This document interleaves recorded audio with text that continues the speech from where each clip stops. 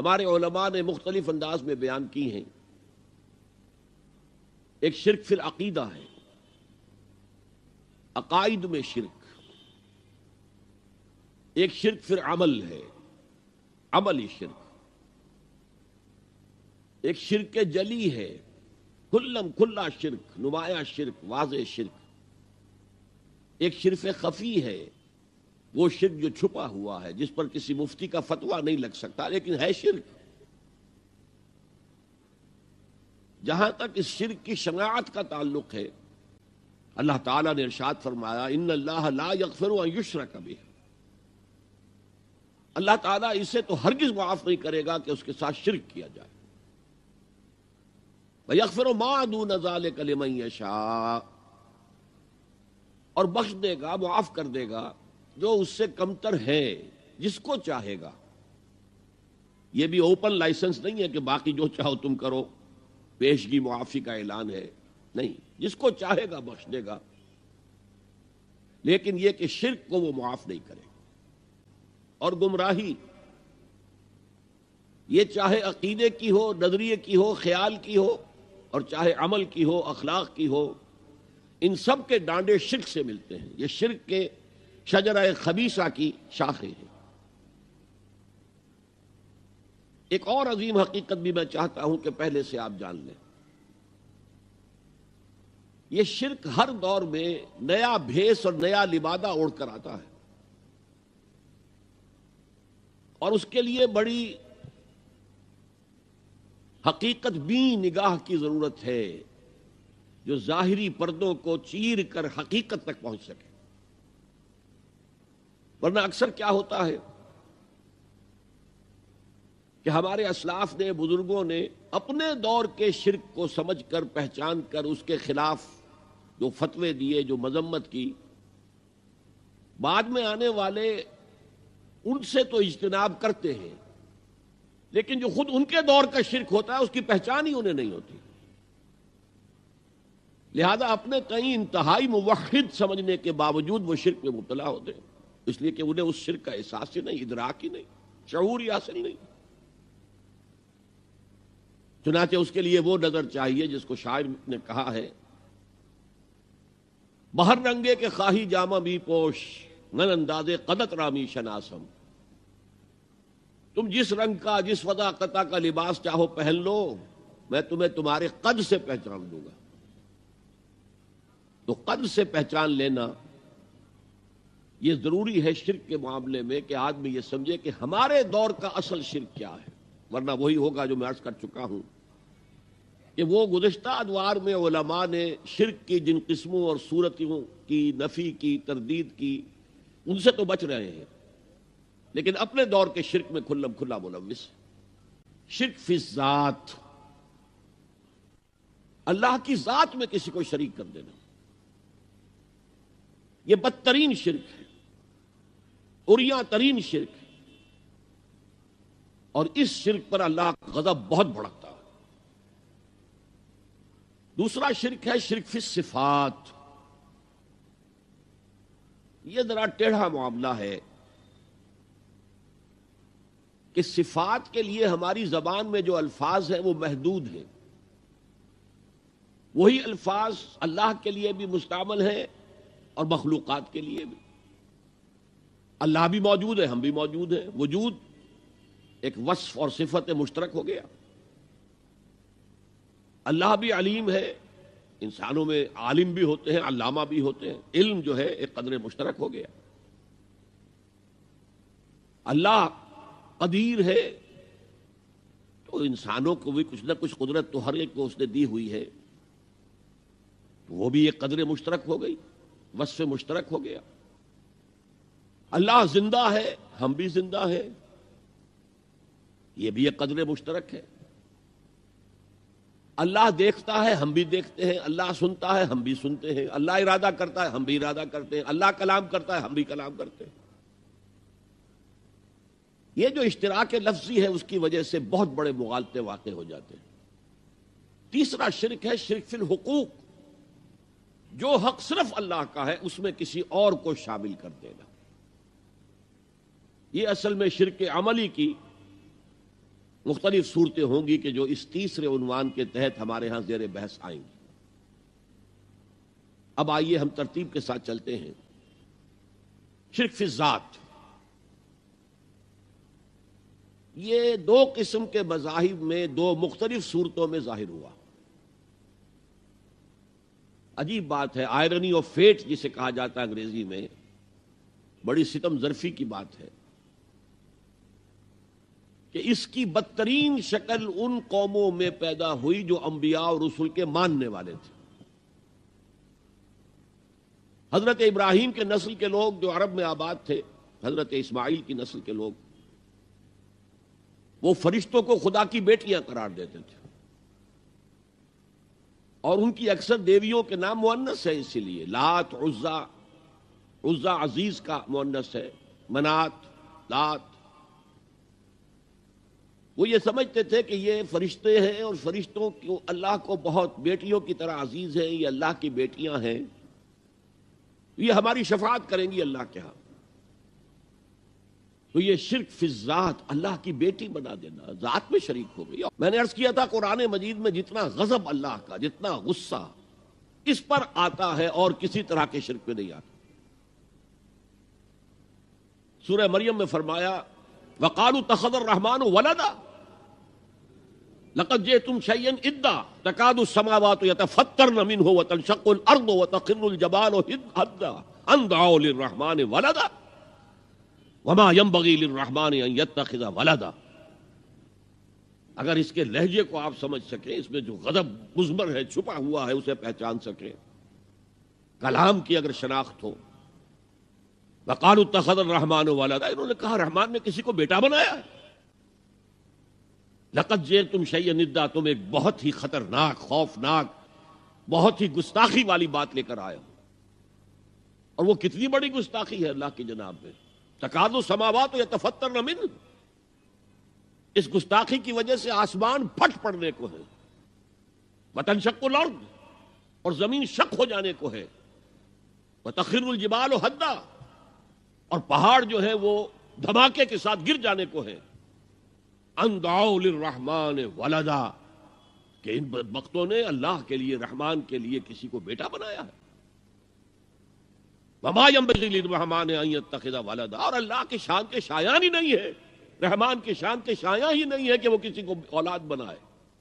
خدا نے شکل اختیار کر لی ہے انسانوں کی، یہ بھی بدترین شرک ہے، یہ ہوا انڈیویجول لیول پر۔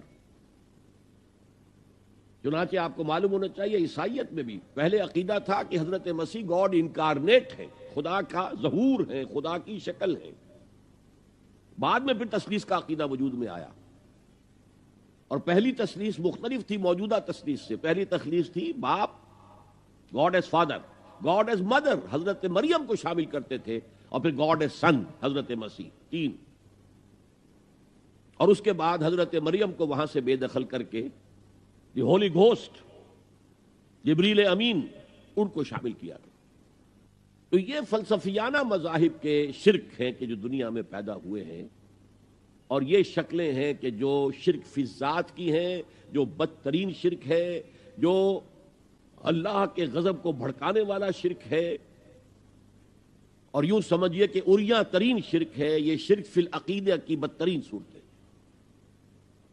اسی کی نفی کی ہے اللہ نے بہت جامعیت کے ساتھ 4 آیتوں کی ایک صورت میں، جس کو حضور نے کہا کہ سنو سے قرآن کے مساوی ہے، تہائی قرآن کے برابر ہے، سورہ اخلاص۔ قل هو اللہ احد اللہ الصمد لم یلد ولم یولد ولم یکن له کفوا احد۔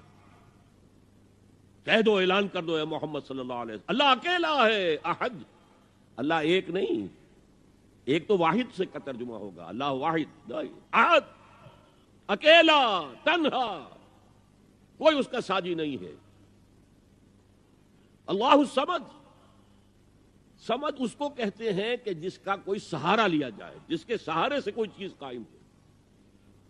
اللہ قائم بالذات ہے، اپنی ذات سے قائم ہے، پوری کائنات اس نے تھامی ہوئی ہے، وہ چلا رہا ہے۔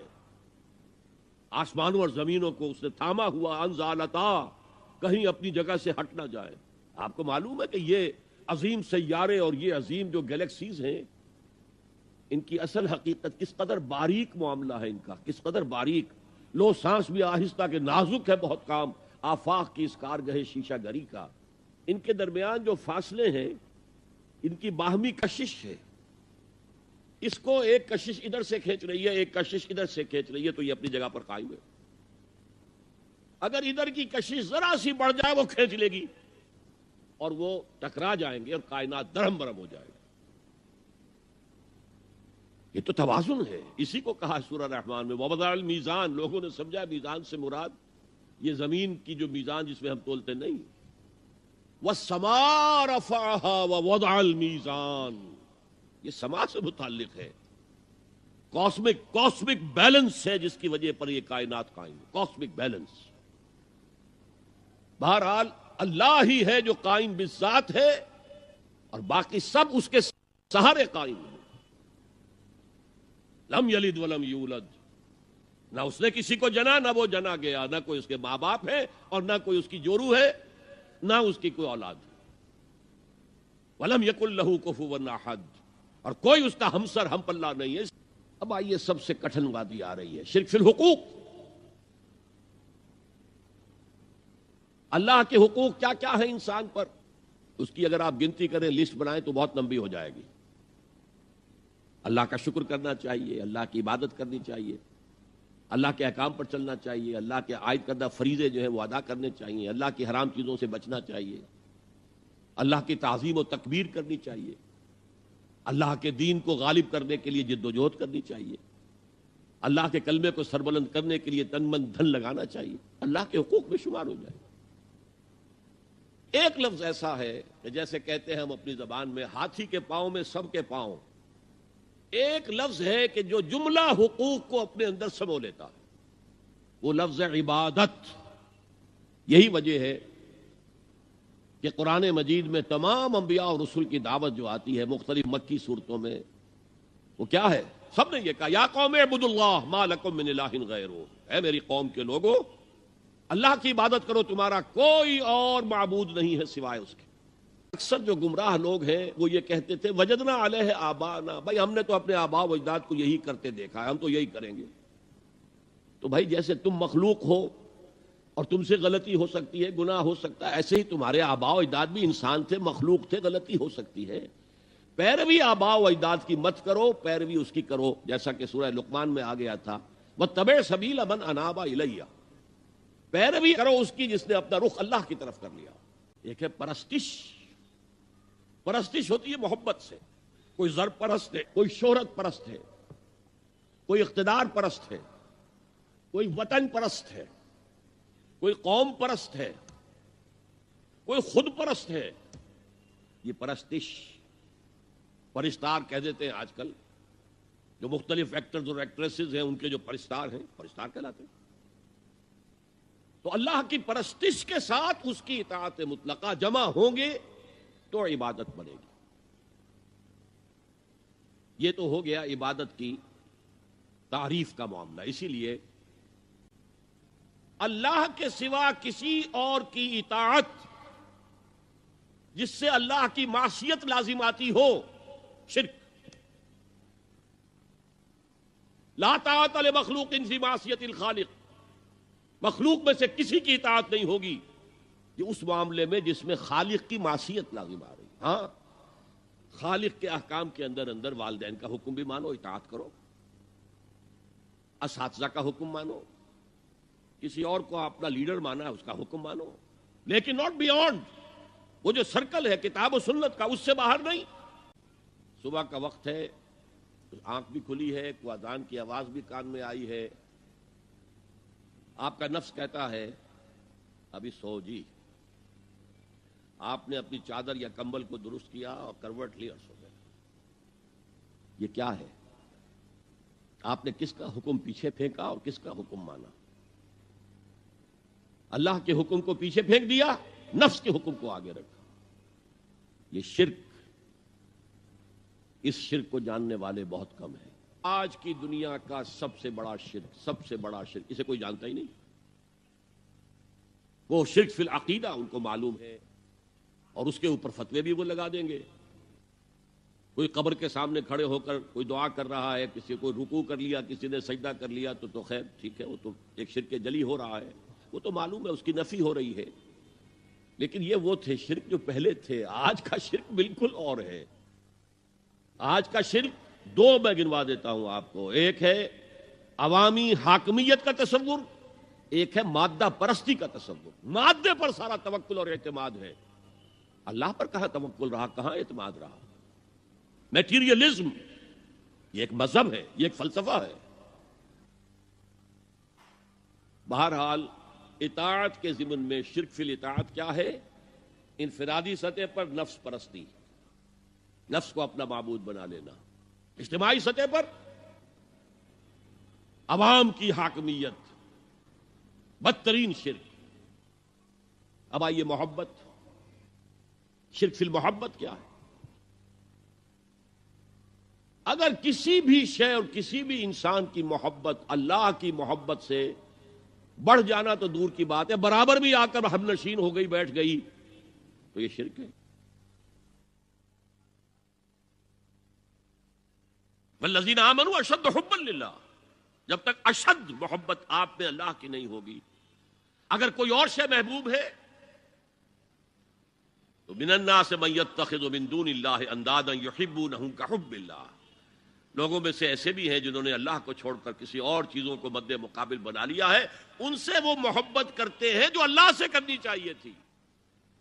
اگر تمہیں اپنے باپ، اپنے بیٹے، اپنے بھائی، اپنی بیویاں یا بیویوں کے لیے شوہر، اور اپنے رشتہ دار، اور اپنے وہ مال جو بڑی محنت سے کما کر کھتے بھرے ہوئے ہیں، اور اپنی وہ تجارت جس کی کساد بازاری کا تمہیں اندیشہ رہتا ہے مندہ نہ ہو جائے، اور اپنے وہ محل، اپنی حویلیاں جو تم نے تعمیر کی ہیں اور بہت تمہیں محبوب ہیں، انہیں خوب فرنش کیا ہے، اگر یہ 8 چیزیں محبوب تر ہیں اللہ سے اور اللہ کے رسول سے اور اللہ کی راہ میں جہاد سے، تو جاؤ دفع ہو جاؤ، وہاں بیٹھ کر انتظار کرو یہاں تک کہ اللہ اپنا فیصلہ سنا دے. اور اللہ ایسے